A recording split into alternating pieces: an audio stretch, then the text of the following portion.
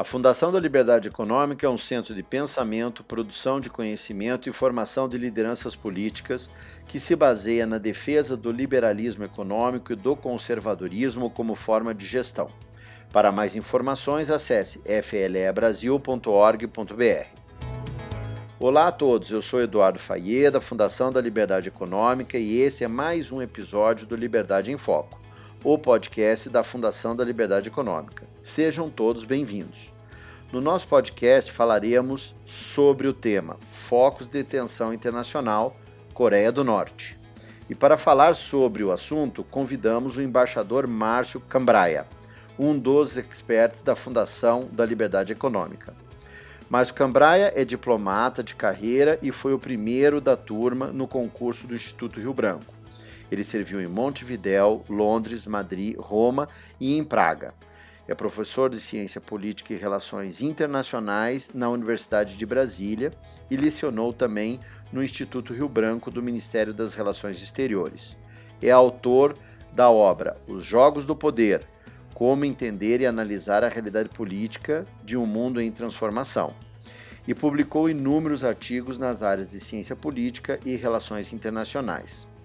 Márcio Cambraia, é uma satisfação recebê-lo aqui no podcast da Fundação da Liberdade Econômica. Seja muito bem-vindo. Eu agradeço muito a oportunidade e dou uma boa tarde para vocês. Márcio, iniciamos aqui nosso bate-papo, e aí a primeira pergunta que eu tenho para fazer para você é como se formaram as duas Coreias? É importante as pessoas entenderem isso. Bom, é um aspecto muito interessante a gente ver, do ponto de vista histórico, como surgiram as duas Coreias.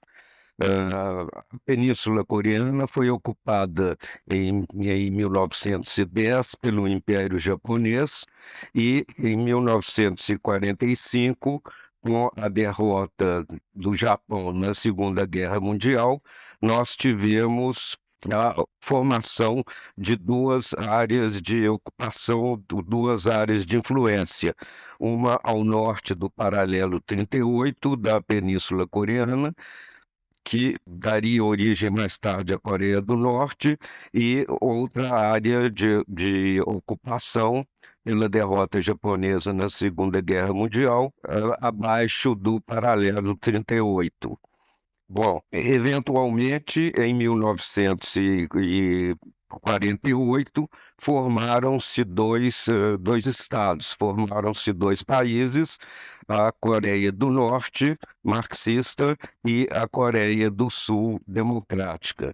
É uma situação que perdura até hoje. E, embaixador, o que foi a Guerra da Coreia, né, de 1950 a 1953, e como que ela terminou? Em 1950, a Coreia do Norte, com o apoio da então União Soviética, invadiu a Coreia do Sul e estiveram em uma guerra que durou 3 anos. A Coreia do Norte, com apoio da União Soviética, e a Coreia do Sul com o apoio dos Estados Unidos. Essa guerra, que durou 3 anos praticamente, ela terminou por um armistício, ou seja, uma situação de trégua, e nunca foi assinado um tratado de paz entre as duas Coreias. Como não foi assinado um tratado de paz, é interessante notar que, tecnicamente, as duas Coreias estão em um estado de guerra. Interessante isso. E como se sustenta o regime da Coreia do Norte, né? Sendo que hoje a antiga União das Repúblicas, né, Socialistas Soviéticas não existe mais, né? Isso se subdividiu em um conjunto de nações diferentes novamente, né? E como isso está ocorrendo hoje no mundo? Bom, o apoio da antiga União Soviética à Coreia do Norte foi muito grande enquanto a União Soviética existiu. Então, no começo da década de 1990, com a derrocada, o desmantelamento da União Soviética, a Coreia do Norte perdeu esse apoio, ficou relegada, e a própria a antiga União Soviética e a nova República da Rússia não tinham condições de continuar o antigo apoio que davam. Então, aos poucos, paulatinamente, a Coreia do Norte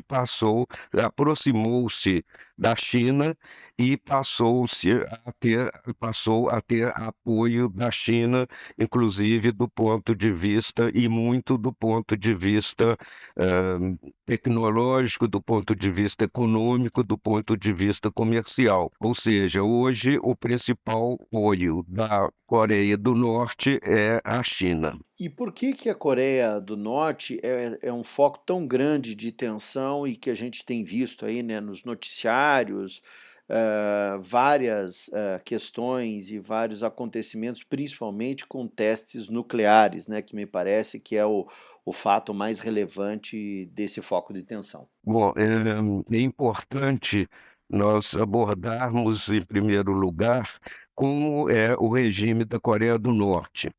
O regime da Coreia do Norte começou sob a liderança do avô do atual líder, Kim Il-sung, e ele era um militar que lutou e se firmou como um herói da pátria durante a luta contra os japoneses.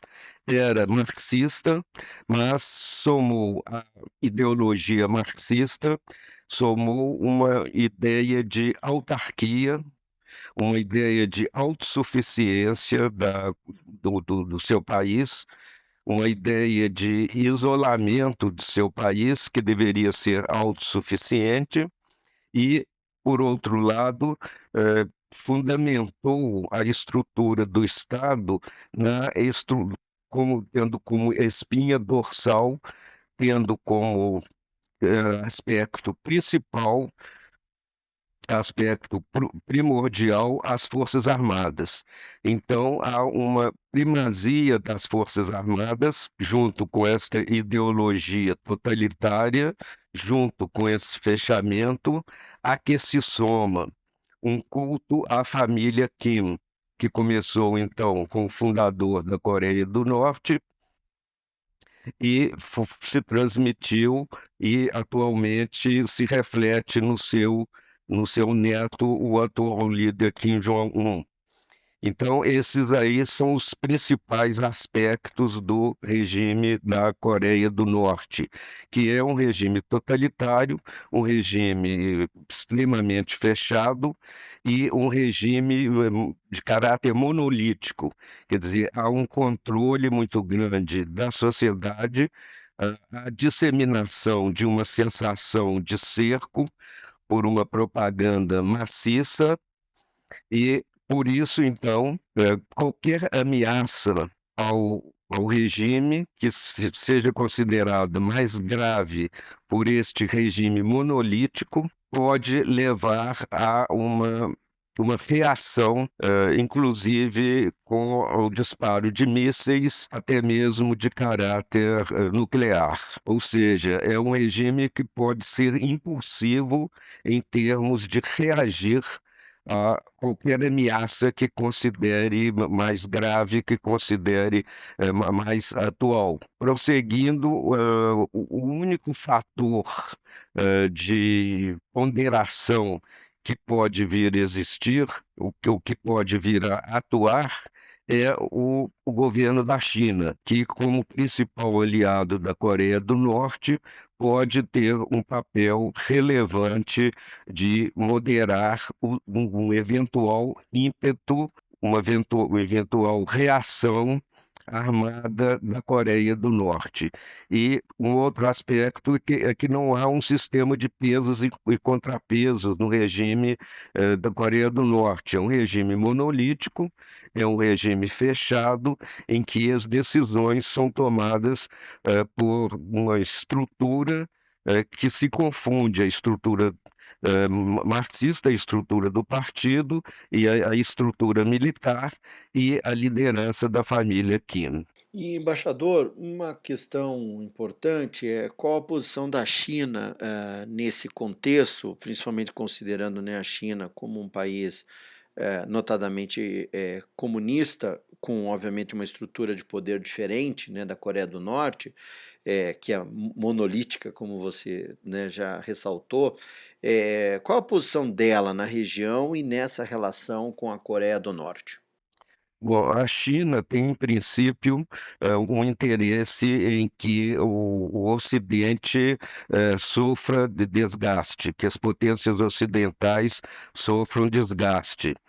Mas, no entanto, a China tem uma posição, está se firmando como uma superpotência e a China não interessa movimentos sísmicos como uma atitude bélica muito agressiva por parte da Coreia do Norte. Então, a China, que tem se destacado ultimamente por iniciativas diplomáticas, como exemplo, o acordo patrocinado por ela entre a Arábia Saudita e o Irã. Nessa situação, a China colocou também alguns ofícios em relação à invasão da Rússia na Ucrânia, ou seja, tem realizado uma ofensiva diplomática, tem procurado se mostrar que, além de uma potência do ponto de vista econômico, comercial, militar, é uma potência diplomática também. Então, a atual liderança da China interessaria, no caso de uma atitude mais agressiva da Coreia do Norte, atuar como um poder moderador. Embaixador, excelente análise aí das movimentos e tensões e aspectos internacionais. E espero que todos tenham gostado desse episódio com o tema Focos de Tensão Internacional, a Coreia do Norte. Embaixador Márcio Cambraia, muito obrigado. Muito obrigado pela oportunidade. Até a próxima. Até a próxima. Muito obrigado. E para você que acabou de nos ouvir, muito obrigado pela sua audiência. Para mais informações, acesse o site flebrasil.org.br e siga as nossas redes sociais no Facebook e Instagram, @FLE Econômica, e no Twitter, @FLE Brasil. Nosso podcast está disponível na sua plataforma de áudio preferida. Você também pode seguir nosso podcast no Spotify, Amazon, assinar no Apple Podcasts e se inscrever no Google Podcasts ou no Castbox e favoritar no Deezer. Desse modo, você receberá uma notificação sempre que um novo episódio for ao ar. Eu sou Eduardo Fayet e esse foi mais um Liberdade em Foco. Um grande abraço e até a nossa próxima conversa.